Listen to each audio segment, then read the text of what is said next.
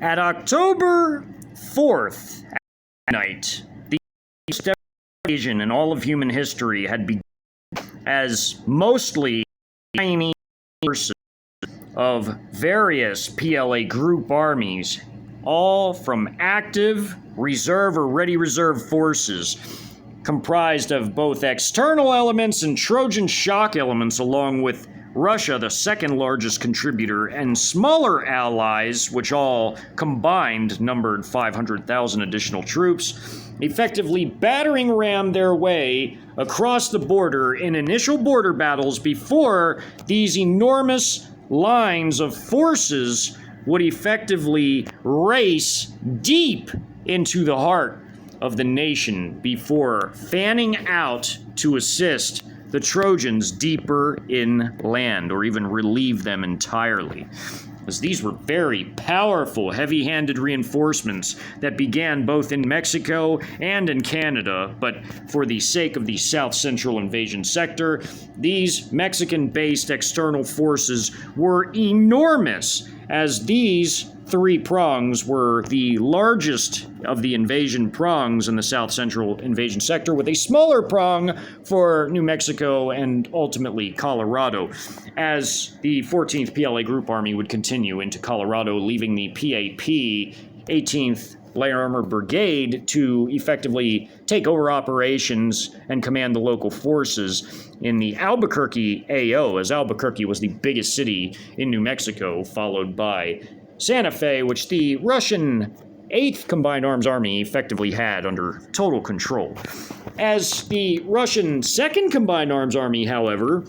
had immense pressure placed upon it that it had to live up to. Not only had it contributed the cream of its forces to the battle that was occurring in Fort Hood, perhaps one of the most, if not the absolute most important battle in terms of facing down American Army forces within this invasion sector, the 16th Tank Division and 15th Separate Motor Rifle Brigade joined the most powerful formations of the 68th PLA Group Army, a reserve PLA Group Army, like many reserve PLA Group Armies, which was exceedingly well equipped and armed for the task, as an entire strategic bomber squadron of H-6K heavy strategic bomber aircraft, along with a fighter and strike aircraft squadron, would all be contributed to the total destruction of the American forces on Fort Hood, along with these very powerful Russian and Chinese forces, which, with their immense artillery, even combat drones, as well as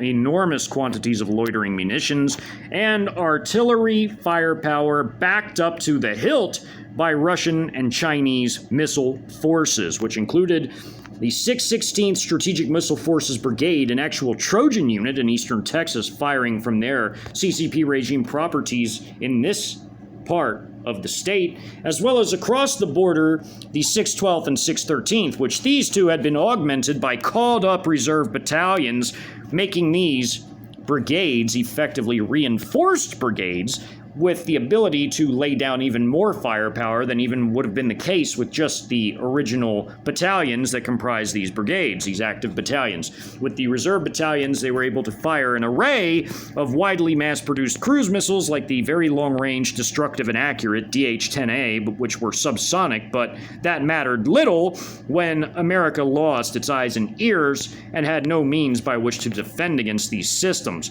as well as also the hypersonic weapons fired by the active duty forces, as well as also other newer missiles like the Chinese DF-21As and others, as these forces could lay an immense amount of firepower down, as well as also adding the 616th to that.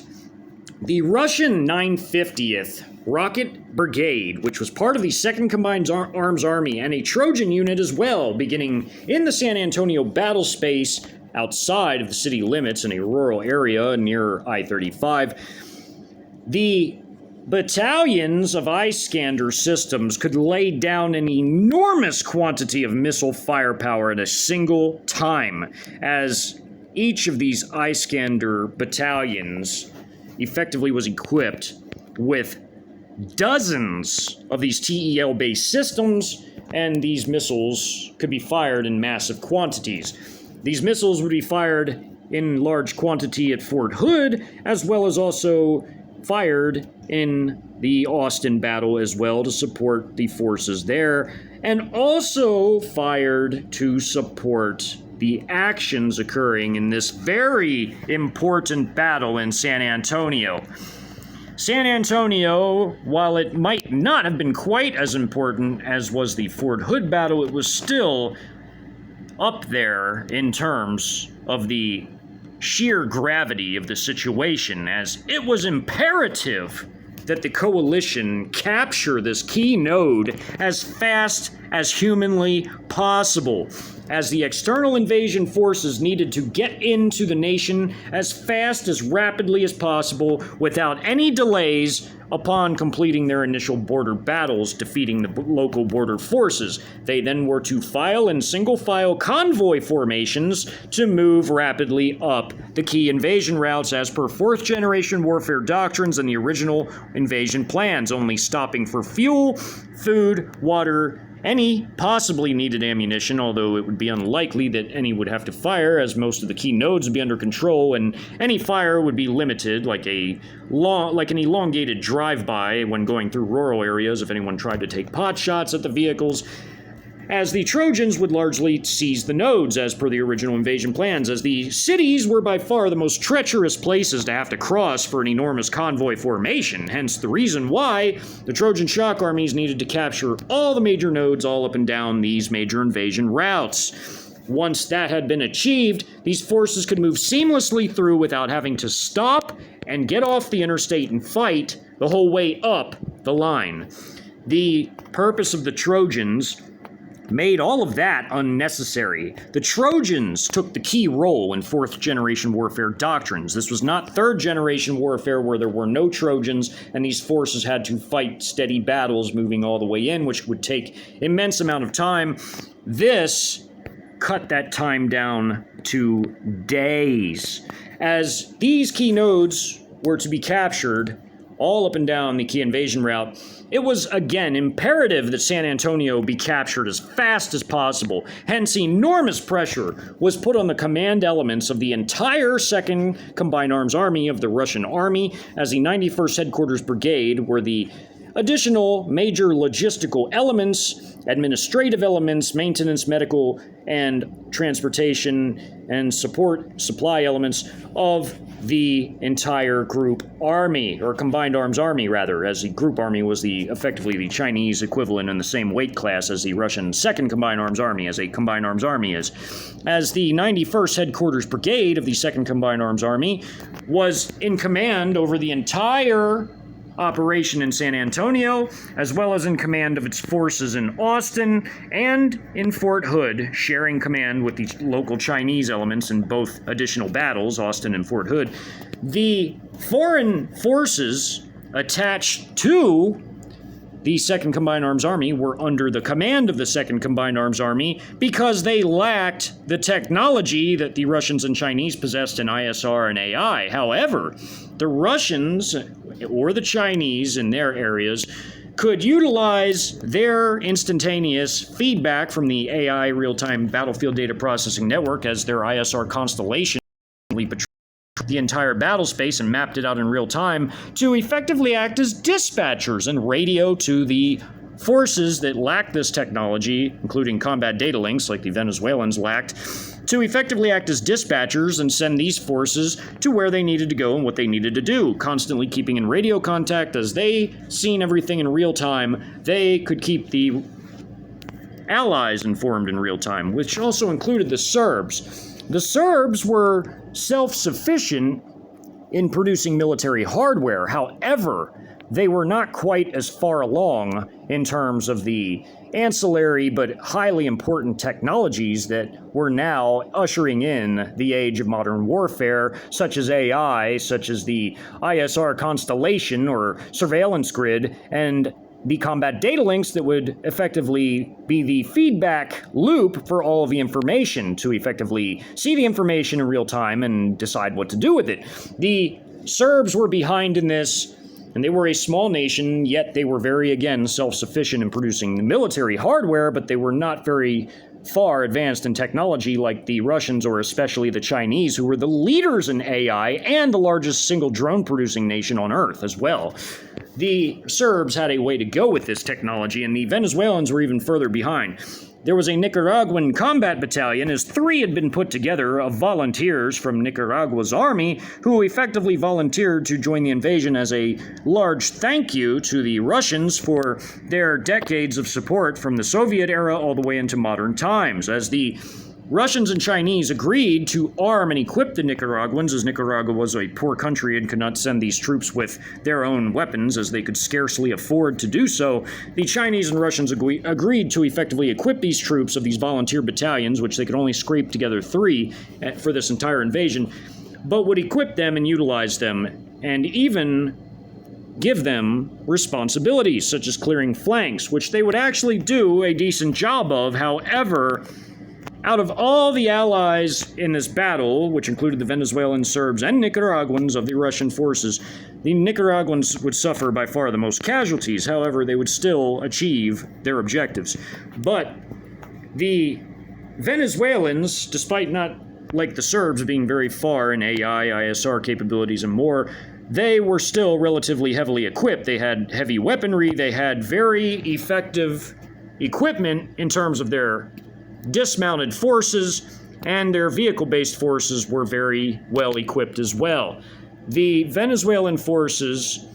were effectively organized in the 13th Infantry Brigade within mechanized infantry formations, and they had light tank companies within each of these mechanized infantry battalions. As the Serbs had a myriad of different types of forces within their 1st Brigade of the Serb Army, they had a self-propelled howitzer battalion of 152mm artillery. They had a rocket battalion of 122mm rocket artillery. They had a SHORAD battalion of short-range air defense. They had 4 mechanized infantry battalions, a combat engineer battalion, and 2 tank battalions, as well as a headquarters and support battalion. The Serbs were exceedingly well equipped, again, as were the Venezuelans. Both had effective vehicle-based hardware, and their standard troops were equipped well also, as the standard forces came equipped with their standard effective rifles, such as the AK-103s utilized by the Venezuelan forces, even the M60 general-purpose machine gun, as being used by this soldier here, which was an American design, but the Venezuelans possessed these, as well as also RPG-7s imported from Russia for their light anti-armor or anti-personnel weapon, as they had the anti-armor rocket or anti-personnel rounds. As they also had other weapons as well, the Venezuelans were, again, a well-equipped, well-motivated fighting force of the 13th Infantry Brigade. They also had artillery as well within their own artillery battalion, and also a SHORAD battalion within their 13th Infantry Brigade. As the Serbs were even better equipped, and this IFV, this MVB M80, or I'm sorry, this BVP M80 vehicle with its 20mm autocannon. It has a new combat module system in it. It has its missile pods for its AT-3 anti-tank missiles. These are Serb soldiers with variations of their standard issue Zastava rifles, and these forces would be effectively directed by the Russians, as the Russians would observe their combat data links in real time and get the real-time processed information through the AI system, including targeting packages for artillery, as even Serb artillery would have their FTC elements receiving strike packages from the Russian AI that would be provided through the Russians to the Serbs. These forces would fight exceedingly effective under Russian direction, as they might not have otherwise without the Russians and their advanced AI and ISR networks. However, they were still very heavily equipped forces. The Nicaraguan Combat Battalion, not so much, but again, they would be a light infantry combat force that would be a motivated fighting force, but they would not do very well in the realm of casualties by the time the operation was over. Attached to the 2nd Combined Arms Army was the independent battalion within this battle space, at least, as they were part of a larger Spetsnaz brigade, but this was the 70th Special Purposes Detachment, which was effectively a Spetsnaz battalion. And these forces would be shuttled into battle and also provided direct gunship support by the dual-purpose helo, the transport/attack helo gunship called the Mi-35M, which was a massively upgraded, far more advanced version of the original Mi-24 Hind. These helos were very capable combat and transport helo aircraft and would provide total support for the Special Operations Forces as they would conduct the whole textbook gamut of classic Special Operations missions, everything from air assault operations to capture airfields, to capturing high-value individuals, to also long-range reconnaissance and patrols, and more. And these forces would be one of the most effective of all the fighting forces on the map, of course, as there was also maneuver elements such as the 2nd Combined Arms Army's 30th Motor Rifle Brigade with its SHORAD battalion, its tank battalion, as it had an armored battalion, rather, of armored forces, as it also had its mechanized infantry and a combat engineer battalion. These forces were highly motivated, capable forces, and these Russian maneuver elements of the 30th Motor Rifle Brigade, including with their own artillery battalion, which was a howitzer battalion of the 152mm 2S19 MSTA howitzers, would be providing immense fire support to their own forces as well as to the Spetsnaz when they went into Government Canyon after a large number of armed reactionary civilians wisely would flee there, as that would be where they would be conducting their long-range reconnaissance patrols to deploy their quadcopter drones to find artillery targets, as the AI real-time battlefield data processing system could instantly put together strike packages, as well as giving the helos the chance to fire their rocket pods, anti-tank missiles, as well as their cannon at the American armed reactionary civilians in direct support of their ground forces as well, who also operated FPV drones and would likely have loitering munition support from the additional Russian forces of the local 30th Motor Rifle Brigade in the west of the map. As the Russian forces also consisted of combat engineers, very similar to those in the Austin battle, who would effectively capture the second largest cap building in the nation, which was the Texas State Cap. It was second in terms of its size, only next to the National Cap, which was a major political objective, and the Russian combat engineer forces in the Austin battle would capture it. The combat engineer forces in the San Antonio battle would be overrunning American installations, just as would the other maneuver elements like mechanized infantry forces, as they would smash through the flimsy fencing and they would engage American forces on these installations, along with their loitering munitions support and their heavy vehicle-based firepower, along with the firepower deployed by the troops on the ground overrunning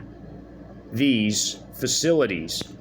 As the Russian forces were very powerful forces, just like their Chinese counterparts, who were far larger in terms of their number of forces, these Russian forces were exceedingly well motivated and equipped for the task and capable, and although there was immense pressure placed upon them to effectively perform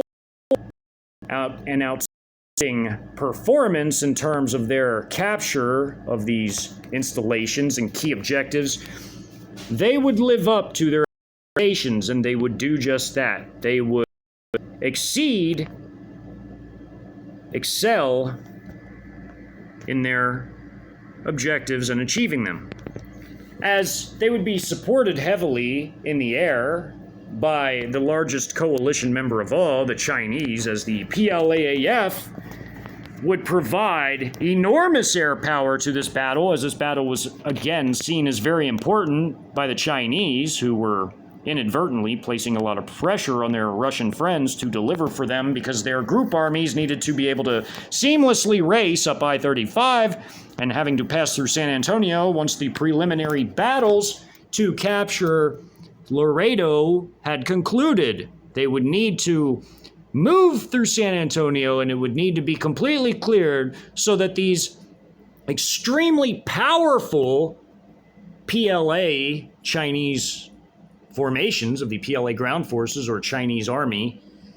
would be able to hurriedly move through the captured San Antonio battle space, as the total control of these nodes was again of the utmost importance, as these PLA forces needed to move up the highway with no disturbance whatsoever at all, as total control of the nodes was of the utmost importance, as again, the PLA external components were a mighty battering ram smashing across the border and annihilating all in their path, as the Laredo battle would be a battle of kill boxes and complete and total surprise, as the Americans would not see their demise coming, even as it was happening to them, because they had no ISR capabilities and no communications. All of that had been removed, and they were completely left in the dark. Many were destroyed where they stood, not even expecting it to happen. This was total war. This was not a game. This was not even low-intensity warfare. This was total war where the enemy shoots back, and the enemy that can outproduce you and has better capabilities than you will be they who destroy you and win against you. That, effectively speaking, was China. Leader in AI, most STEM graduates, science, technology, engineering, and math, most skilled labor pool on Earth, largest aggregate of stored weapons and active weapons combined, and the capability to crank out immense numbers of them in a very short time if needed.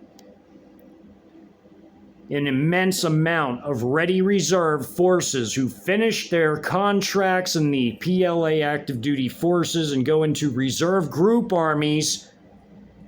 for 10 years. It's a humongous force, and then there was also the ordinary reserves as well. The PLA was enormous, and their paramilitary forces were even larger. And these massive forces were all over America, along with their smaller allies. Although Russia was a relatively large contributor as well, they could only contribute 1/5, effectively, of what the Chinese could contribute in terms of manpower and total forces. As the Chinese needed to seamlessly move up I-35, along with all the other invasion routes throughout the nation, it was up to the Trojan shock armies, whether they were Chinese, Russian, or anyone else, to secure the nodes that needed to be done, and it needed to be done as fast as was possible, as all of these forces gathered for the largest in human history. The air provided was immense, as the PLAAF and even the Russian VVS were the two most powerful air forces on Earth. China, obviously, the most powerful, as they had the combat aircraft of any nation, fight and attack or strike aircraft. Although they had a large strategic bomber fleet when Russia mobilized their reserve Cold War era strategic bombers, they ended up actually with a larger strategic bomber fleet, but China still had more combat aircraft due to the sheer number of fighters and ground attack planes. And in this battle in San Antonio, the very advanced J-11s, and in one squadron, and two squadrons of the exceedingly heavy-hitting JH-7 ground attack aircraft, which in 2 squadrons combined carried a grand total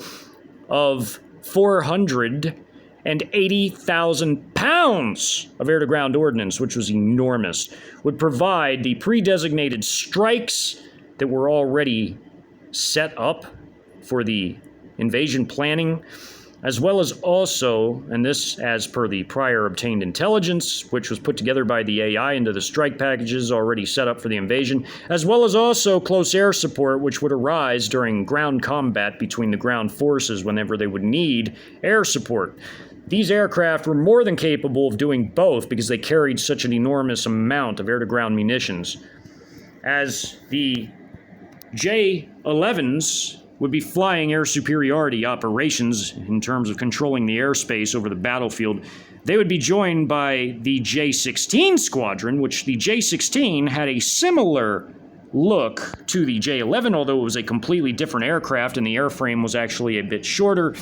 and it was a newer and more advanced aircraft than even the already capable J-11 was. And the J-16 squadron, along with this J-11 squadron, would be providing the air superiority role over the battle space, along with, of course, all the SHORAD and other air defense forces in the area, integrated together into a total dominance air defense grid over the battle space, as they could see everything and anything taking off or anything in flight that was not a coalition asset would either be shot down by the fighter aircraft or shot down by the SHORAD or other air defense assets in the battle space or even beyond with the range to do it. As the PLAAF's contribution was enormous in this battle, the Russian contribution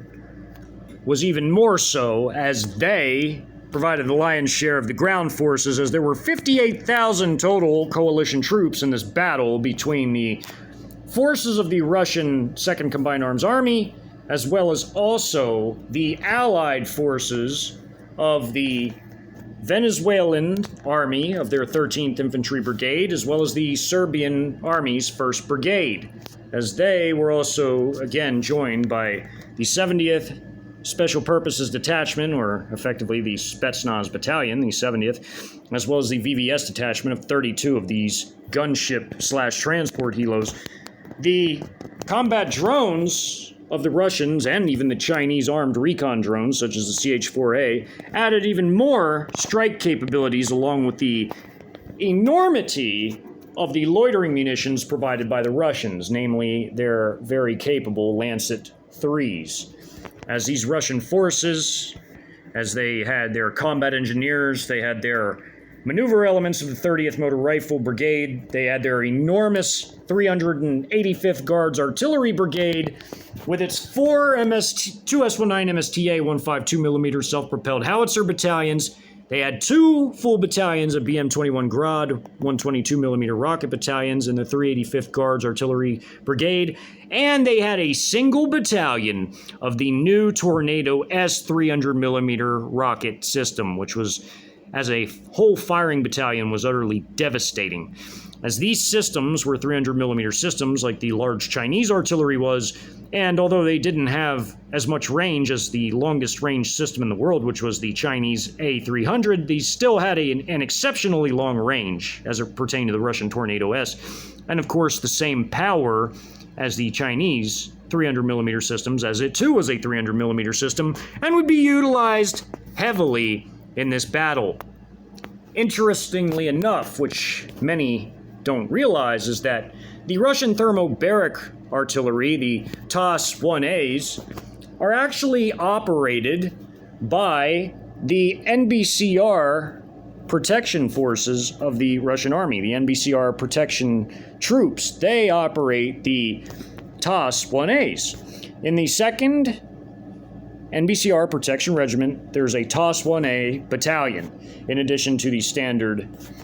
NBC protection troops, similar to the Chinese NBC protection-based troops that were highlighted in the Fort Sill installation.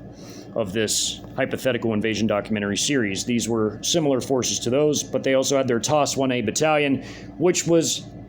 extremely devastating. Between the TOS 1As, all of the artillery forces of the 385th Guards Artillery Brigade,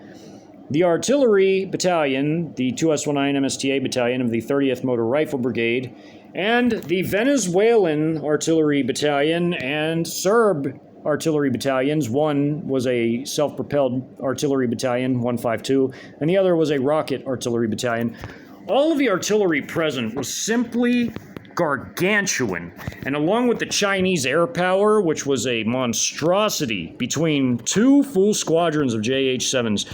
not to mention the additional fighter aircraft, although they were primarily armed with air-to-air munitions, they of course still carried a few air-to-ground munitions, but the JH-7s and two squadrons were more than enough to handle all of the strikes and all of the close air support operations. As the air and artillery power was immense, the missile power was equally so, as the Russian missile forces of the 950th Rocket Brigade, with all of their Iskander-M battalions, equipped with dozens of these TEL-based systems, could fire an enormous amount of missiles, tactical ballistic missiles at one time. They would hit targets within the San Antonio battlespace, Austin battlespace, and Fort Hood battlespace especially hard. And they would fire in support of their own forces as well as their allies, like the Chinese, as they also would receive support from Chinese missile forces, such as the 616th Strategic Missile Forces Brigade, firing from eastern Texas, miles away, dozens of miles away, as well as also further afield forces across the border in Mexico, the reinforced 612th and 613th Strategic Missile Forces Brigades, which were reinforced with called-up reserve battalions, although the Trojan unit, the 616th, was not. These reinforced battalions could fire heavier volumes of cruise and tactical ballistic missiles at a single time because these called-up additional battalions were able to fire widely mass-produced systems such as the DH-10A long-range, subsonic, but accurate and destructive cruise missiles, also older tactical ballistic missile systems that were put in storage specifically earmarked for their use, as well as also the active battalions that ordinarily comprise these full brigades firing their hypersonic weapons, both the DF-100 hypersonic cruise missile, the DF-17 intermediate range hypersonic ballistic missile with the DF-ZF glide warhead, and also the newer DF-21A ballistic missiles and others. These forces were immensely powerful. As we're adding the 616th as well, was also just adding even more destruction on a heap of already immense destruction. As the Russian 950th Rocket Brigade in San Antonio would be firing enormous quantities of missiles at different targets, some off map and some on the map. They would be hitting the Lackland Air Base, they would be hitting the Camp Bullis military reservation, and again, targets further beyond to the north. As all of these forces gathered for battle, the pressure felt by the command of the entire 2nd Combined Arms Army within the 91st Headquarters Brigade, which was in command over the whole entire 2nd Combined Arms Army, including their forces in Austin and Fort Hood. These forces, commanding the local additional coalition member state forces of the Foreign Expeditionary Army, which was the 500,000 strong force of the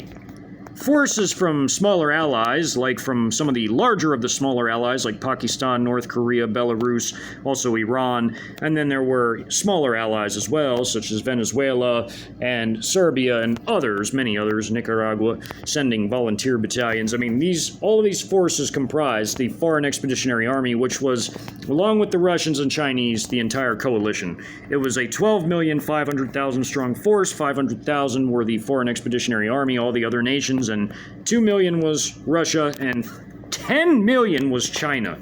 This enormous invasion force was the largest ever assembled anywhere in the world at any time. The Air Armada was the largest ever, topping even Operation Barbarossa and their number of combat planes assembled and support aircraft. And also, The naval power contributed off of both coasts by China mostly and also Russia was simply immense, but smaller nations like even Cuba contributed vessels, as did some others. There were hundreds of vessels, thousands of combat aircraft, and also hundreds of support aircraft. A massive number of ground-based forces, missile forces, artillery forces, logistical forces, to make it all happen, and armor and more. These forces would smash their way into American military installations, and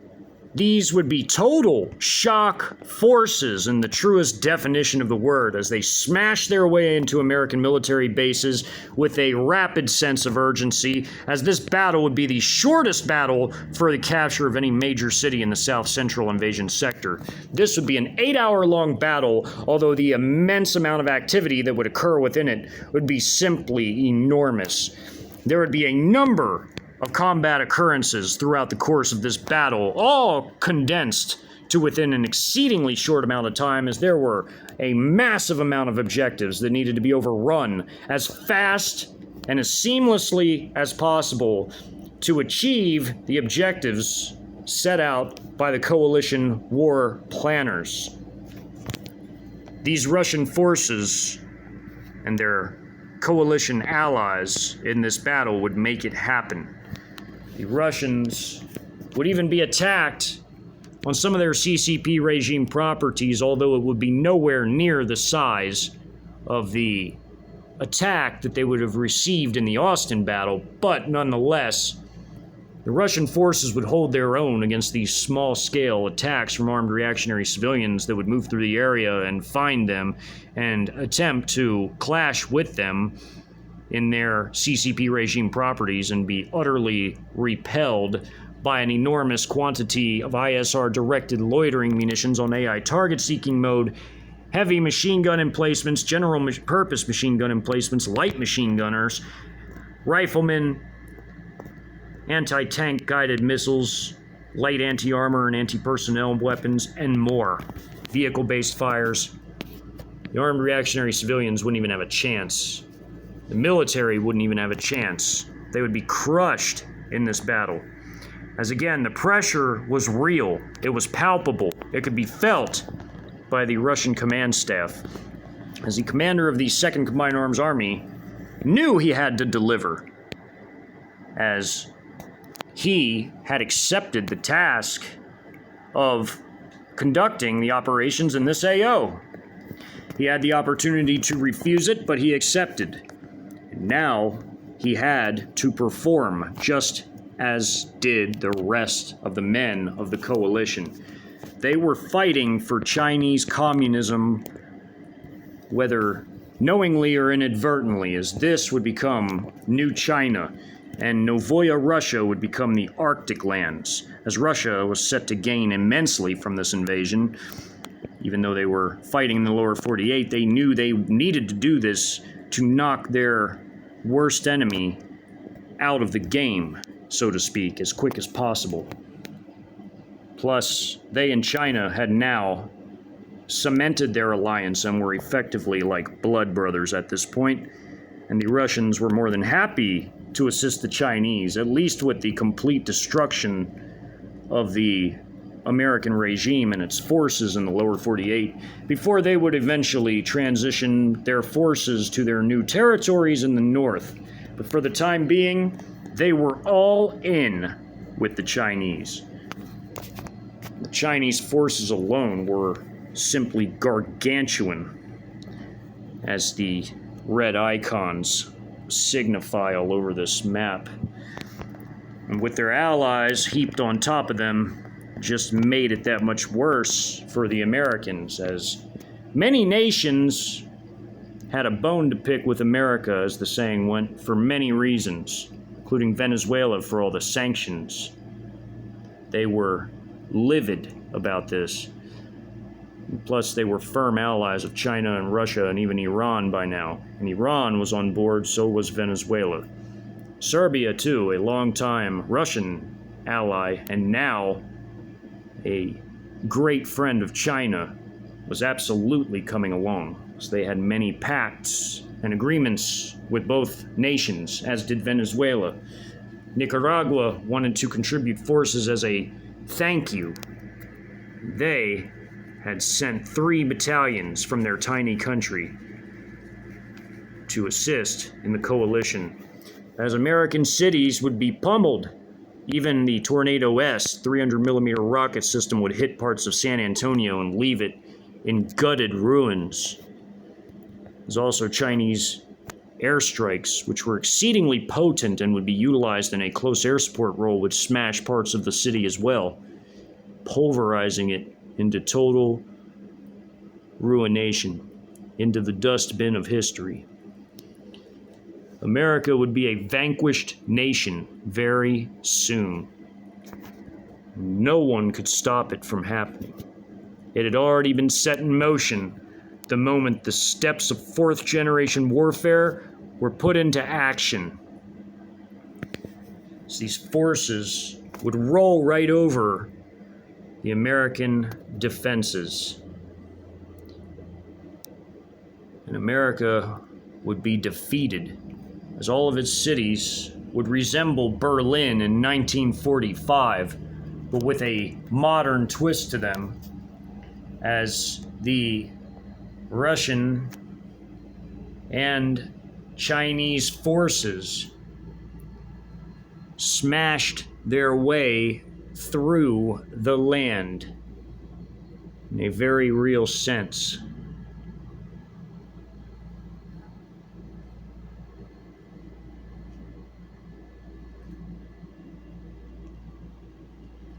The Battle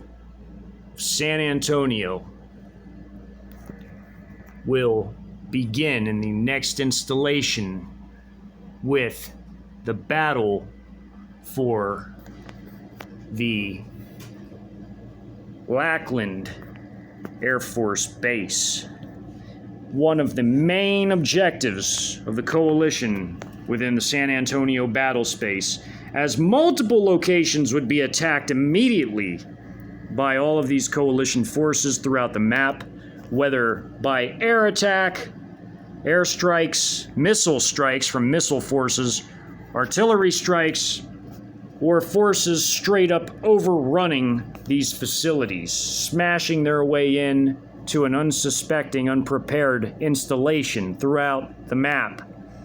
This would also even include Camp Bullis, as maneuver elements from the 30th Motor Rifle Brigade would smash their way in, while special operations companies of the 70th Special Purposes Detachment, along with their attack helo gunships, would fly troops in to block lines of retreat, as well as fire their anti-tank guided missiles and rockets and gun pods at these forces trying to escape, as TOS-1As would be fired in, and even NBCR protection troops would be utilized as a blocking force to assist the special operations troops if they should have trouble, which they wouldn't. The combat engineers would immediately seize the international airport, which would be converted by them into a megafob. This battle was full of all manner of operations. As it begins, and the air power begins to arrive from its short flight distance from their forward bases in Mexico, they could linger over this battle space for a much longer time than other aircraft in other parts of the South Central invasion sector, as this was exceedingly close to the border. And these forces, again, the air power present, would have an immense number of options for strikes. Everything from the humble loitering munition and FPV drone, all the way to artillery strikes of different sizes, to air strikes of different types, missile or air-dropped ordnance. Even tactical ballistic missile strikes and cruise missile strikes on certain occasions as well. An immense number of available firepower was located within this 40 by 50 mile battle map, which contained the city of San Antonio, and beyond, as there were outlying areas. More to come in the next video.